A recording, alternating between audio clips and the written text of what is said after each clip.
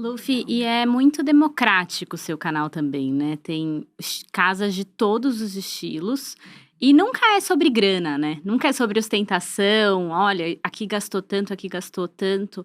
É sobre conforto, é sobre bem-estar, é sobre identificação, é sobre o bonito pra você, não o bonito pros outros, né? Isso é muito democrático.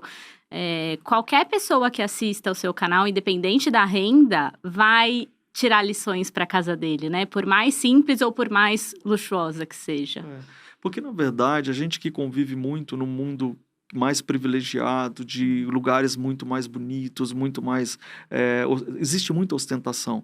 E essa ostentação, muitas vezes, não significa felicidade. Ah, Então, a gente vê muito isso em diversos campos, não só na arquitetura, às vezes na moda, às vezes em tantas coisas acontece. Então, o que adianta você ter o super carro maravilhoso se é para ficar chorando dentro dele? O que adianta você ter uma casa totalmente maravilhosa se você não sabe de onde vem, nem por que está ali, e você não sente nem sequer um abraço ali dentro?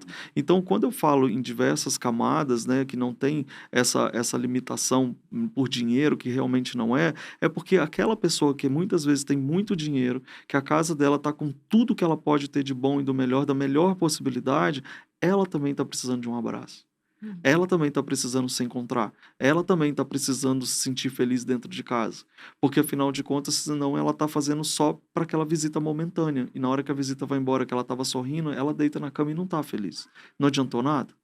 Entende? Eu não posso ter uma cama maravilhosa num quarto com todas as coisas maravilhosas se é para ficar olhando para o teto sem sentido na vida.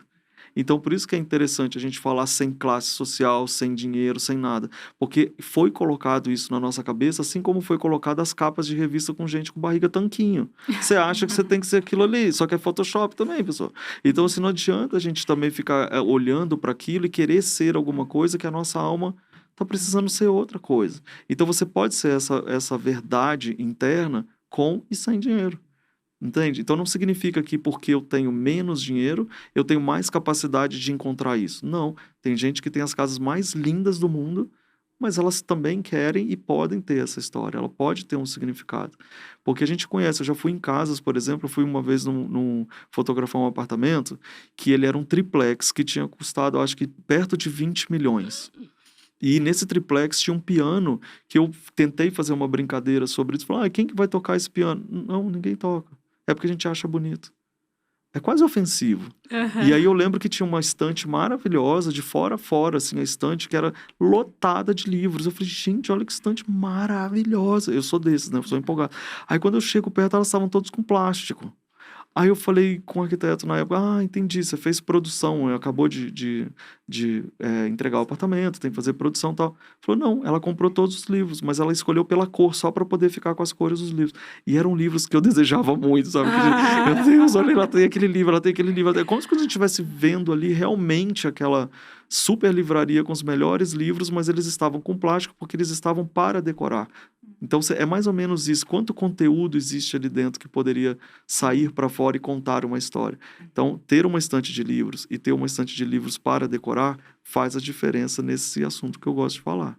Luffy, quem te acompanha, acredito que normalmente já gera uma empatia, uma identificação contigo, principalmente pelo fato, não é só o discurso, né? Tu não és uma pessoa que tem só esse discurso que, enfim, que a gente está ouvindo aqui. Tu leva para tua casa, tu abre as portas da tua casa, tu mostra, enfim, o que tu estás fazendo, e tu mostra o teu dia a dia, tuas escolhas. E uma das coisas enfim, que me chamou muita atenção por ter acompanhado um pouco do processo foi a casa dos teus pais, né? Foi a realização de um sonho para ti? Não, a pessoa ela mostra tanto que mostra até a mãe e o pai, né? A família toda. Eu acho claro. que essa história ela é muito interessante pra gente. Todo mundo que me encontra fala, gente, mas você é igual. Eu já escutei isso 400 mil vezes. Eu falo, e é sempre a mesma cara, tipo, não entendi. É tipo, por quê? Eu não faço um personagem. Eu não consigo sustentar um personagem. Né? Eu acho que a forma mais leve de você ser na vida é ser realmente o que você é. Então, essa história dos meus pais, ela vem muito desse ensinamento, dessa humildade da gente entender com o aprendizado do outro.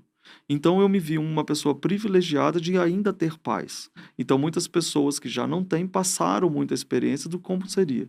E eu aprendi, é melhor você prevenir do que remediar. Então assim, dentro da construção da casa, na pandemia, eles moravam num apartamento. Então toda vez que eu ligava, porque a gente tomava café 4 horas da tarde online. Ai, que legal. Entendeu? A gente colocava a mesa, ficava online tomando café, companhia e tal. Mas me entristecia muito ver a falta de sol, sentadinho na frente da TV, um apartamento tem pouca possibilidade de caminhar, e isso vai definhando, né, a pessoa. Então, a história da casa é onde vem, mais uma vez, onde a arquitetura e a decoração, ela influencia diretamente na saúde física e mental.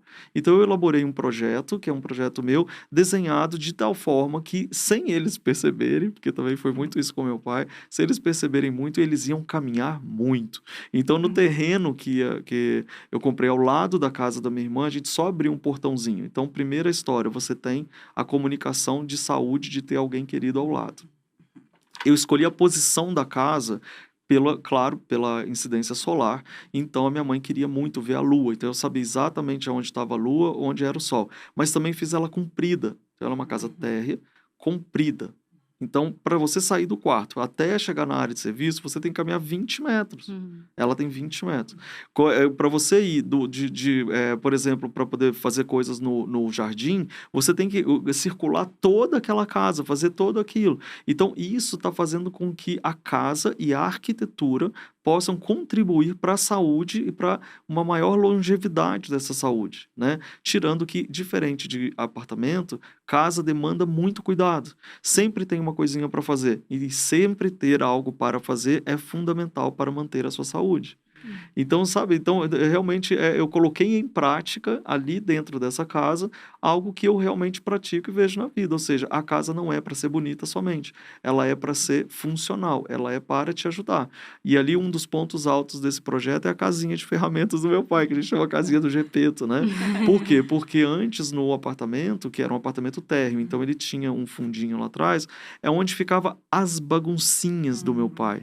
Entende? Então, quando ele ia para lá, ele estava sempre isolado lá naquela história. E dentro desse projeto, ela é o principal, ela é a cereja da história, ela é no meio da história. Ela, em vez de ela estar escondida, ela ganhou notoriedade, ganhou luz. Então, isso na cabeça dele é algo que vocês não têm noção. Ele passa o dia inteiro lá.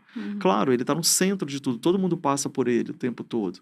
Então, isso é onde a gente tem que entender o poder da arquitetura, o poder das escolhas corretas, entendeu? Então, isso é muito legal. E sim, eu me sinto uma pessoa bem transparente mesmo, porque eu não consigo. E aí, gente, tem uma personagem que se chama Tia Luffy. Ai, meu Deus, não conhecemos. Não, porque eu tenho os membros do meu canal do YouTube. E aí, nesses membros do meu canal do YouTube, eu dava uma aula de decoração lá no início, no meio da pandemia. E aí, quando você tá dando aula de decoração, as pessoas ficavam conversando assim, tipo, ai, fulana, bom dia, ai, te encontrei, não sei o que, não sei o que lá, não sei o que lá. E eu ficava bravo mesmo, tipo, igual a professora mesmo. Falava assim, gente, eu tô falando aqui um negócio super importante, vocês ficam aí nessa conversinha paralela. Eu vou tacar um giz. E as pessoas riam, achando que eu tava brincando. Eu tava falando de verdade. E aí, essa virou uma personagem, tipo, Tia Lu, quando eu fico bravo. Então, eu sou tão transparente que é assim, aqui, eu tô falando um negócio super importante, você ficando bom dia, pelo amor de Deus, presta atenção.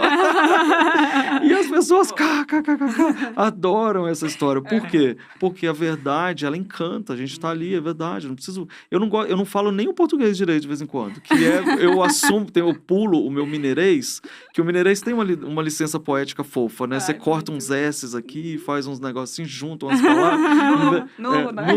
Então, eu acho que eu acabo usando muito isso porque foi a forma que eu me descobri como comunicador. Ou seja, não inventa.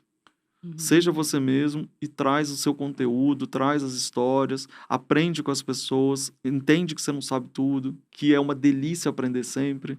Então, eu acho que isso é uma característica que ficou forte, né?